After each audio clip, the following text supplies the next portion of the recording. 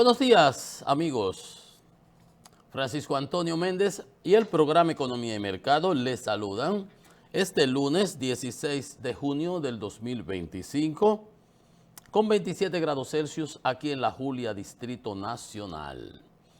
Bueno, el mundo con muchísimas noticias de diversa índole. Ustedes saben, la guerra continúa, que se inició con los ataques aéreos de Israel a Irán el viernes en la madrugada, 3:30 de la madrugada, más de 200 jets de combate israelí, F-35, F-16, los F-15 fundamentalmente, y unos operativos de infiltración, de inteligencia militar que tenía drones a lo interno para hacer también un trabajo de eliminación de radares y lanzamiento de misiles y localizaciones de objetivos militares y algunos civiles, porque ya van, en la cuenta informaban la prensa que habían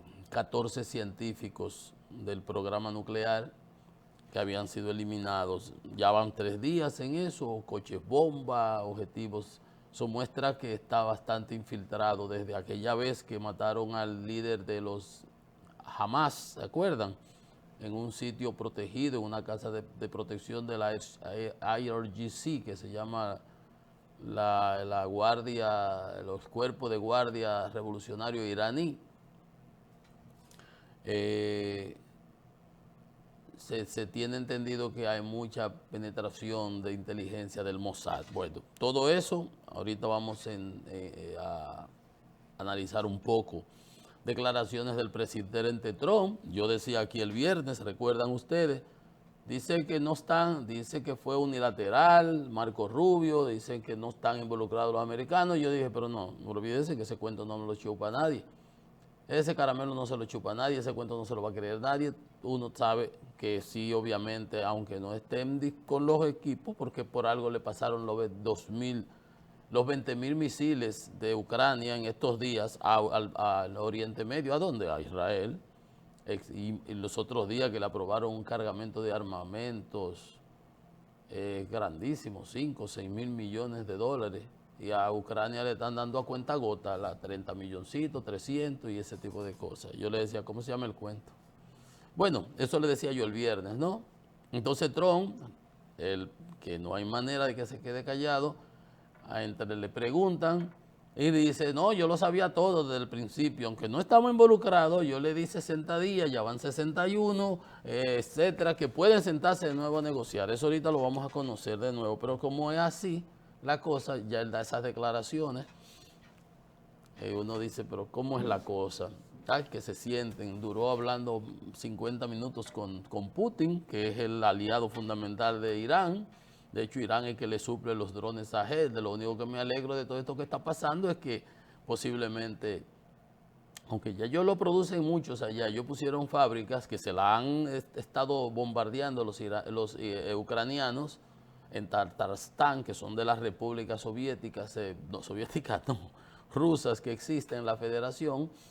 Se le va a complicar la producción de los 6.000 drones al año que ellos tenían previsto, o mensuales, qué sé yo cómo era la cosa, pero diario le mandan una cantidad de drones. Posiblemente eso baje las revoluciones, porque ahora no van a tener. Israel le acaba de atacar la fábrica de drones, la producción de misiles, las fábricas de misiles, de equipos químicos que usan para alimentar esos drones. Bueno, un sinnúmero de cosas que se derivan de ahí. Pues entonces Trump lo reconoció, que por cierto, el fin de semana en Estados Unidos hubo mucho movimiento, muchísimo. Estaba el cumpleaños de Trump mezclado con el 250 aniversario de las Fuerzas Armadas Americanas. Aprovecharon, hicieron un desfile. Desde el año 1991 no se hacían desfiles militares en los Estados Unidos. Tanques y guardias desfilando, lo que se hace aquí los 27 de febrero. Pues allá no se hacía eso desde el 91, que se hizo para celebrar la victoria en la guerra de Irak. ¿Se acuerdan? Esa época que pasó con Saddam Hussein y eso. De entonces acá no se había hecho eso, pero Trump, usted sabe que todo es el espectáculo, eso. Y mientras eso se daba, ocurría que en más de 2.000 ciudades norteamericanas, grandes, pequeñas, urbes, se celebraban unas manifestaciones en contra del autoritarismo de Trump, titulada No Kings, no reyes. Que Trump se comporta como si fuera un emperador, un zar, un rey. Entonces todo eso iba en ese tenor. Ahorita vamos a conocer porque además en el interregno también, en ese momento ahí, entre el sábado y el domingo, ocurrió un desafortunado incidente, bueno, un asesinato. Un tipo ahí, ya por cierto lo agarraron esta mañana, tenían 2 días persiguiéndolo. Un señor ahí que había trabajado en asuntos de seguridad y eso, asesinó a una congresista y a su esposo e hirió a una representante o diputada estatal del estado de Minnesota e hirió a un senador estatal también. Eso muestra lo convulsionada que está la sociedad norteamericana, porque este es un crimen político. Eso es un crimen político, como los intentos de asesinato al mismo Trump que hubo, de unos locos. ¿Ahí ustedes se recuerdan? El que le disparó, que le dio en la oreja, otro que lo agarraron en la pared de Mar-a-Lago. Todas esas cosas sucedieron. Y es lo que les decía los otros días cuando ocurría lo de Colombia.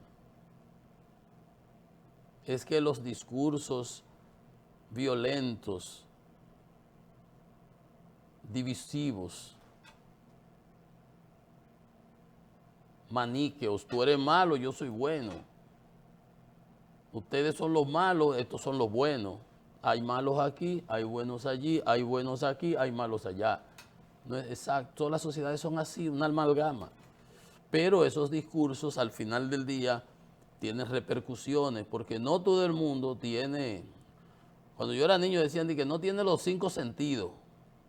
Claro que todo el mundo tiene los 5 sentidos, pues los sentidos son el tacto, la vista, el oído, el olfato, ¿verdad? Qué sé yo, el gusto.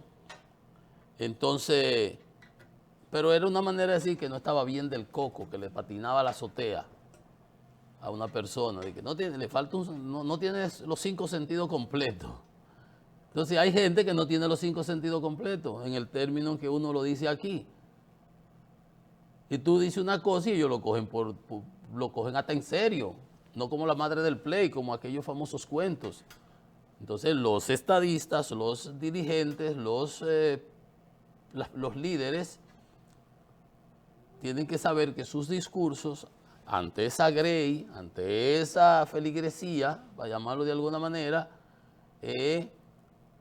tiene diversas connotaciones y son interpretados de diversas maneras. Ahí él defendió a todo lo del 6 de enero, aquella vez que ocuparon el Capitolio. No, bueno, pero él fue que los incitó. Y tú puedes decir que lo hizo deliberadamente, que no lo hizo deliberadamente, porque duró 3 horas para mandar la Guardia Nacional, lo que no ha sucedido ahora con la Guardia Nacional que ha mandado para Los Ángeles, y que hubo un juez que le suspendió y hubo otro juez que le dijo que sí que se podía. Están en unos tirijalas ahí jurídicos que tampoco llevan a ningún sitio. Bueno, pero de nuevo eso recalca lo que yo decía entonces, cuando el caso de Petro y de el intento de asesinato del senador Turbay Ayala, creo, apellido, Miguel Turbay Ayala, que es que esos discursos divisionistas, agresivos, en diversas, dependiendo la mentalidad de las personas y su capacidad de asimilación, puede generar locuras, porque hay anormales, que nada más que no hay que darle mucha cuerda para que prendan de topadito. Y así mismo hay un señor ahí, 2 congresistas, una fallecida, el otro está en cuidados intensivos, el senador, pero el esposo de la congresista falleció. Desafortunado eso. Bueno, ahorita vamos a hacer hoy tenemos también, se inicia la cumbre del G7, los países con ese lío de Irán, Irak, Israel y el impacto que tienen los mercados. Ahorita vamos a conocer también cómo afectó inmediatamente, yo le decía, y aquí le hacía el llamado a las autoridades de que pusieran su barba en remojo, porque el conflicto no va no es de 2 días, y eso puede tener un escalamiento aún mayor, a pesar de que Trump, de lo que ahorita vamos a conocer, de que él dice, que opina, lo que ha tratado de hacer y eso, pero la realidad es mucho más obstusa que lo que las palabras intentan decir, o como dijo aquella vez, yo acabo esa guerra en 24 horas. A los 4 meses le preguntaron, no, pero eso fue que yo lo dije así, así, así. Ahora después fueron 100 días, ya los 100 días pasaron. No hay manera. Y cada vez que interviene lo que le da es más, se carga para el lado de Putin y presiona, y la Unión Europea diciéndole, pero dijimos que le íbamos a poner sanciones. No, porque estamos... O sea, una falta de visión estratégica que obviamente, si tú la buscas más a ulterior, te das cuenta que tampoco lo que acaba de suceder es muy irracional, digámoslo así. Porque como lo plantea Israel, no puede Irán, que ha amenazado y ha prometido que va a acabar con Israel, poseer armas nucleares. Porque dice un refrán, a confesión de parte, relevo de prueba. Porque si aquel dice que su objetivo fundamental y que el enemigo a muerte es Israel, y aquel es un país poderoso que auspicia todos estos grupos terroristas per seculum seculorum, desde que llegaron ahí los ayatolás, eso es lo que han hecho. Todos esos grupos contra Occidente y contra Israel fundamentalmente. Entonces, guerra avisada no mata soldados. Ahí Israel juega una carta muy importante. Dice, no puede tener armas nucleares porque eso es sería la destrucción nuestra. Porque ellos han prometido eso. Y cuando usted compara un país de 90 millones de habitantes con un paisito con 10 millones de habitantes, si acaso, una tirita contra aquel país gigantesco, obviamente hay una asimetría real de poder que solamente la compensa la tecnología que ya Irán ha ido desarrollando. Ahorita veremos cómo han ido penetrando en las en el Iron Dome, la flecha de David, el Arrow, la onda de David, todos los esquemas, porque nada es infalible. Bueno, para ahí vamos a llegar ahorita. Tenemos temas locales que tenemos que conocer, y es que el Ministerio Público presentó la acusación formal contra los administradores, los gerentes de la empresa del YC, Antonio Espaillá y su hermana, y el juez lo suspendió, creo que lo sigue hoy o mañana, no sé cuándo, pero sé que lo habían suspendido. Ya se conocen, digamos, pormenores, algunos detalles, se entregó el informe pericial. Dice, pero es un periódico en primera plana, horas finales del YC fueron un desastre anunciado. Hubo advertencia de parte de los empleados de que los techos de los plafones había que cambiarlo porque se mojaban, se afectaban, las goteras, se iban desmenuzando la pared y caían trozos de concreto. El mismo día hubo el encargado de la actividad ahí, llamó y le puso un mensaje, mira, esto vamos a suspenderlo, qué sé yo qué. Le dijeron que había esos problemas y el propio Antonio Espaillá estuvo de acuerdo en que había que hacer una investigación y una intervención, y se iba a hacer, gracias, Lo que parece ser es que nadie piensa que eso va a suceder así, al momento o sin el momento. Él estaba de viaje, la hermana era que estaba y decía que el único que podía suspender esa actividad de ese día era él. Las advertencias, dice, a pesar de las advertencias previas sobre la inestabilidad del techo, la fiesta continuaba. A las 11:40 se cayó un plafón, le dio a una persona y como quiera siguió la actividad, que fue a las 12 y casi a la 1 de la mañana donde ocurrió el siniestro. El encargado, un señor Gregorio Adames Arias, dije que le dijo a la señora gerente, a la hermana del señor Espaillá, Maribel, que se debía suspender la fiesta. Y ella le señaló que esa era inviable porque el que lo único que lo podía hacer era Antonio Espaillá, que estaba afuera. Y así pasó. Cuando las cosas van a suceder, se esmeran para que sucedan lo peor posible. Esa es la ley de Murphy. A las 12:44 la estructura se dio por completo. Dicen las autoridades que hubo una inmensa irresponsabilidad y negligencia de la gerencia. Han salido muchas evidencias, chats de WhatsApp. Dice, en una le dijeron, don Antonio, el encargado de la administración, dice, hay un tema importante que hay que revisar en la discoteca. Los plafones que se están rompiendo es que le están cayendo pedazos del techo y es peligroso eso. Es bueno desde que haya el chance de revisar el techo completo y que había un levantamiento de la estructura programada para el miércoles o el jueves y ocurrió el lunes. Y que el propio Antonio Espaillá le había dicho sí que estaba de acuerdo en que se iba a hacer esa revisión, pero el destino es así. Yo desde el principio, cuando toqué el tema acá, dije, bueno, evidentemente se cayó eso, hay de que las vigas que no tenían soporte, que eso era un cine anteriormente, yo llegué a ir ahí. Y llegué a ir muchísimas veces al Yesé, que estaba ahí donde está la Coca-Cola, y conozco a doña Grecia, y desde que yo llegué al país, que uno iba ahí todos los sábados a bailar, y amigo de Antonio, y lo que fuese. Entonces, definitivamente, cuando las cosas van a ocurrir, hay un sinnúmero de aspectos que evidencian que el Código Penal lo establece, y la acusación del Ministerio Público tipifica el hecho como homicidio involuntario. Y eso tiene sus sanciones.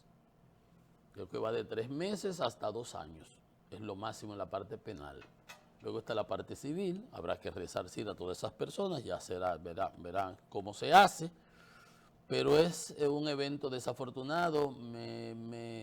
Desde el principio lo dije aquí, hay gente que anda, me refiero a la que, hay quienes opinamos porque vemos lo que sale en los periódicos, hay programas de esos de plataformas de YouTube que no han dejado de hacer un diario, un programa atacando y criticando y elucubrando y cobrándose afrentas o envidias o recelos y ese tipo de cosas. Hay los que a lo mejor pretenden posicionarse bajo ese sensacionalismo. Hay los que hacen leña del árbol caído.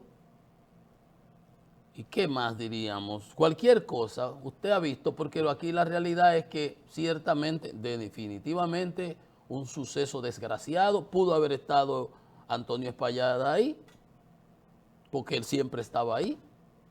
Yo llegué a compartir en muchísimas ocasiones con ellos ahí. Ahí pudo haber estado cualquiera de nosotros, cualquiera, como los que estuvieron ahí. Es un suceso lamentable, es un suceso que realmente, como lo tipifica el Ministerio Público, ha habido negligencia, hubo inobservancias, hubo todo eso que dice el Código Penal para el homicidio involuntario, porque con solo haber un solo muerto, ya eso es homicidio involuntario. Y Las razones del desplome del centro del techo están ahí, hay un estudio, ya he visto otros y desde aquí dijimos, bueno, estaba sobrecargado el techo, no soportó la presión, obviamente, ¿qué pudo haber sido? ¿Eso? ¿O eso? Bueno, hay otras interpretaciones que pueden aparecer y pueden haber, pero lo que hay que dejar es que la justicia y lo de la detención, el viernes lo planteé, no hay necesidad de meterlos presos. ¿Por cuál es la necesidad? ¿Para dónde se van a ir si están aquí? De hecho, la hermana estuvo interna muchísimo tiempo y creo que el esposo está interno todavía, que fue como que la salvó, que le tiró encima. Está muy mal. No hay razón para eso. Y si la sanción máxima de índole penal es 2 años, ¿qué es lo que están pidiendo 18 meses? ¿Y para qué y por qué? ¿Para tirarle carne a las fieras que andan haciendo y opinando? Eso no puede ser. La justicia tampoco es un concurso de popularidad o porque más griten o vociferen.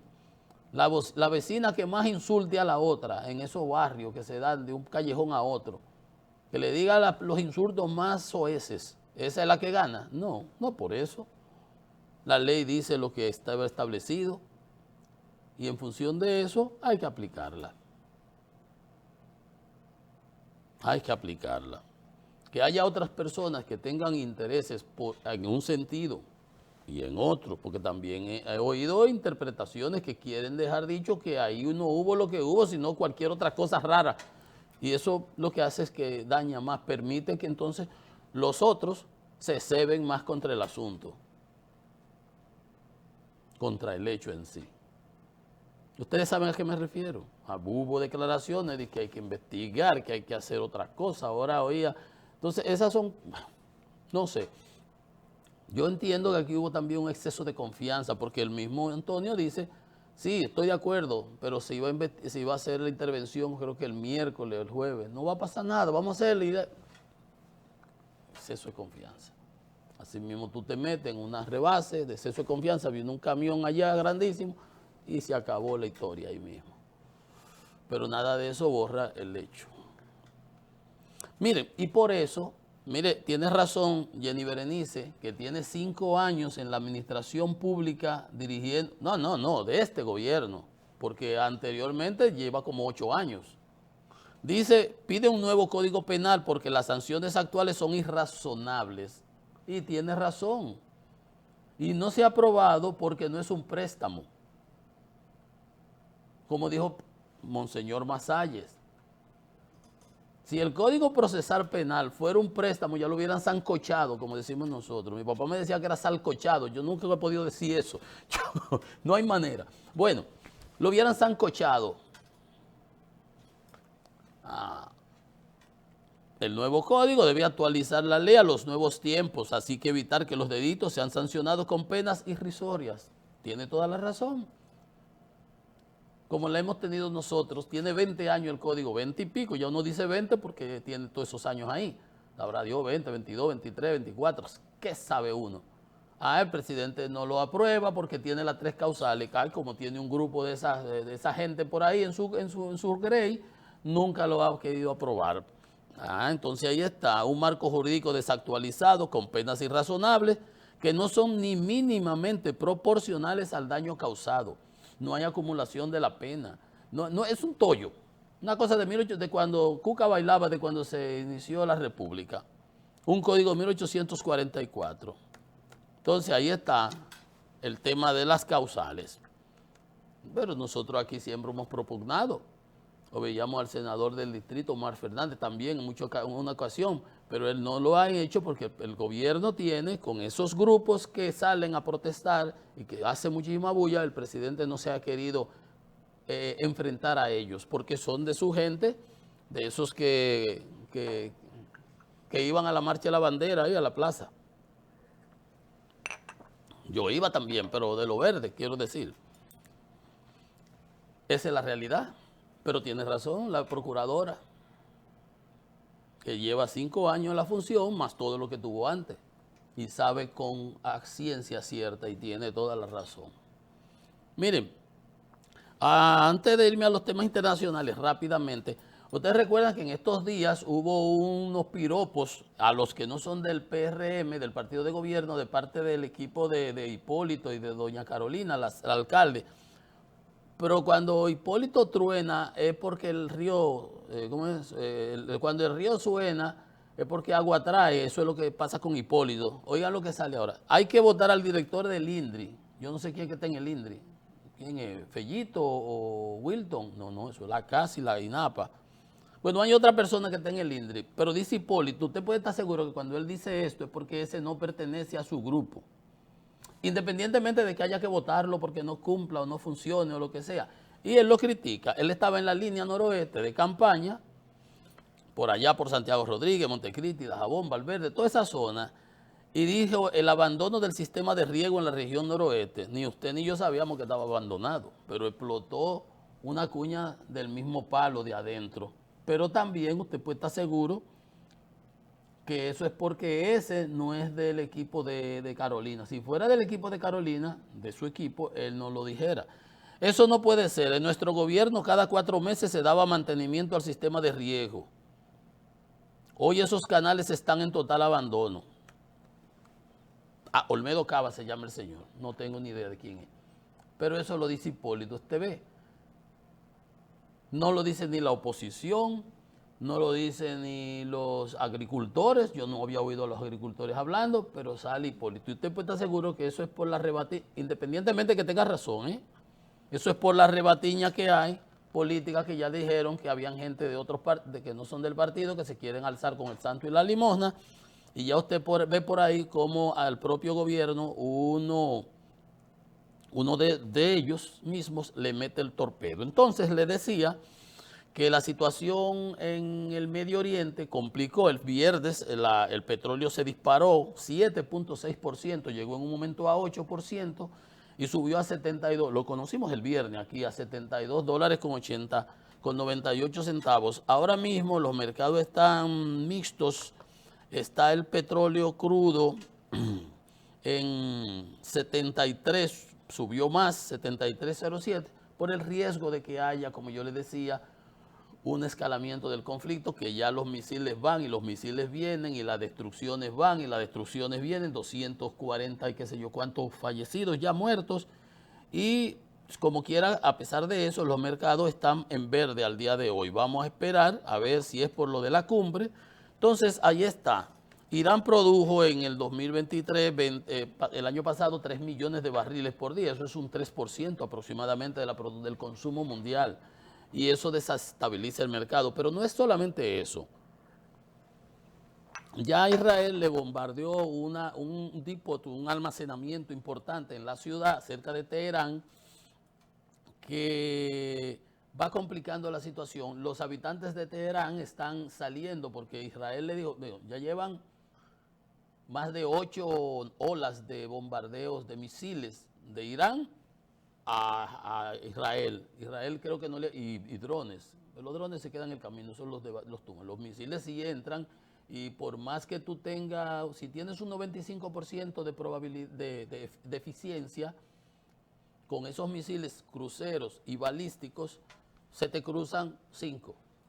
Si te mandan 100, 5 van a caer. Bueno, en Haifa, en Tel Aviv, cayó uno al ladito del headquarter de la Fuerza de Defensa israelí. Y en Jerusalén.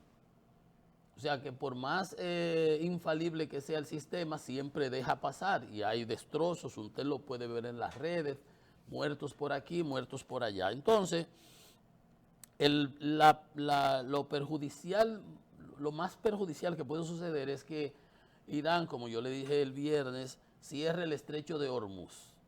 Por ahí pasa alrededor del 20% del combustible, del petróleo mundial y casi el 30% del gas natural.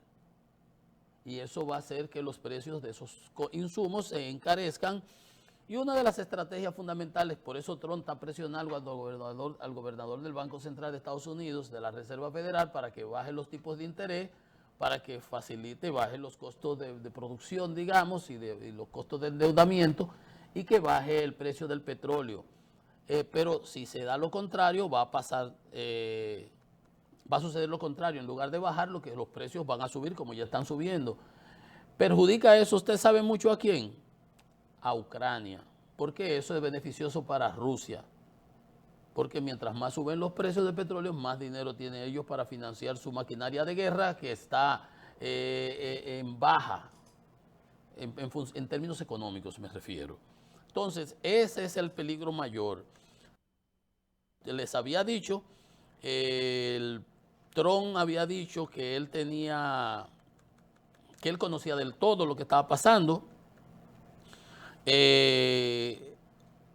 pero que no estaban involucrados, pero que si Irán, que había prometido que si él atacara, iba a atacar las bases militares norteamericanas, iban con todo el poderío norteamericano a atacar a Irán. Irán está totalmente desguarnecida, solamente atacando, tirándole misiles hasta que pueda, porque no tiene ya defensas antiaéreas, fueron destruidas por los israelíes. Dice Trump, sabíamos todo e intenté evitarle a Irán toda esta humillación y muerte. Yo le di 60 días, él dice, nadie me reconoce, porque el problema de Trump es que quiere como que con un teatro, que nadie le reconoce sus esfuerzos, que va a haber negociación. Él dice que habrá paz, yo no sé de qué manera. Habrá paz entre Irán e Israel y que los dos países llegarán a un acuerdo, que hay muchas llamadas, que muchas reuniones están teniendo lugar, pero que a él no le reconoce nada. El problema con él es que cuando él dice una cosa, dijo una vez que había llamado, que Xi Jinping lo había llamado y los chinos lo denegaron de allá. No es verdad. Entonces, dijo que que por él se detuvo el conflicto entre Irán y entre la India y Pakistán, y salieron los pakistaníes diciendo, los indios, diciendo que eso no es verdad. Y él se quiso adjudicar, porque él anda loco buscando un premio Nobel de la Paz, y pierde de vista que cuando la Guerra Fría, uno de los disuasivos importantes era el mecanismo de destrucción mutua. Más o menos se llama así el asunto. Tú tienes misiles, yo tengo misiles. Tú me destruyes, yo te destruyo. Entonces, como ambos no podemos destruir, ninguno de los dos nos vamos a destruir, porque tampoco somos locos. Locos sí actúan esos iraníes, que son terroristas y financian a todos, han financiado a todos esos grupos proxies alrededor de Irán, de Israel y ese sitio, de toda esa zona. Todo el mundo al garete con el miedo de los iraníes. Entonces, dijo el primer ministro Araghchi que tienen pruebas sólidas de que fuerzas de Estados Unidos apoyaron a Israel en su ofensiva militar. Ya Israel, que el objetivo fundamental era destruir las bases, los objetivos nucleares, tiene problemas porque hay muchos que son a gran profundidad, subterráneos, y solamente con unas bombas especiales y mandando, vamos a suponer, 10 bombas de esas permanentemente bajo una montaña de esas, puede llegar hasta el núcleo, aunque ya se daba cuenta ayer de un temblor de tierra, 2 puntos y algo, en una zona que se llama Fort Dux, donde está el gran centro de enriquecimiento del uranio, y hay otro que es Shannon, que también ya fue bombardeado. O sea, los objetivos de Israel son primero eliminar toda la defensa antiaérea, los objetivos civiles y los objetivos estratégicos, no sé si se vayan a la parte del petróleo, pero ya atacaron esa refinería, ese almacenamiento importante. Entonces, ese es el punto. Que cuando Trump habla de ese tipo de cosas y de que no se le reconocen, olvida que él tiene que manejar el asunto de manera estratégica. Y no por reconocimiento y no porque eso no es así. Iban a reunirse este domingo, ayer, obviamente eso se cayó y no hay manera de que puedan reunirse, pero él sigue hablando de que de paz, de que le hubiera evitado esa tragedia, esa vergüenza. Así no se hace una mediación. Así no se hace una mediación, independientemente de que tú no hayas estado involucrado en los ataques directos. Ojalá, pero aún así, ojalá y lo que dice Trump sea cierto y eso no escale más y los iraníes pues accedan a